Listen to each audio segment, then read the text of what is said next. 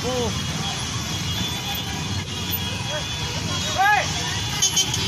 apa lari kok? Ampun itu.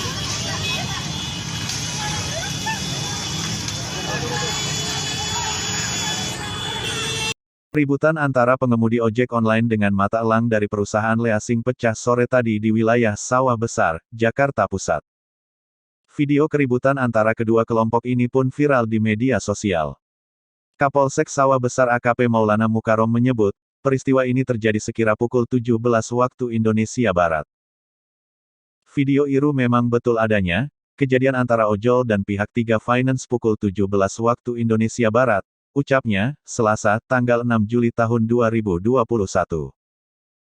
Maulana mengatakan, keributan itu berlangsung sekira 1 jam dan berhasil dibubarkan setelah pihak kepolisian mengamankan lokasi kejadian. Kita melakukan upaya represif supaya massa bisa berangsur kembali ke tempat masing-masing, ujarnya saat dikonfirmasi. Ia pun menjamin, saat ini kondisi di lokasi kejadian sudah kondusif dan sejumlah saksi telah diperiksa guna mengusut kasus ini. Permasalahan sedang kita dalami, ada beberapa saksi sudah kami amankan ke Polsek. Kami akan dalami terkait kejadian ini, tuturnya. Ia pun mengimbau kepada kedua kelompok tersebut untuk melapor bila ada korban dalam peristiwa tersebut. Kami akan tangani kasus ini dengan profesional, kata dia.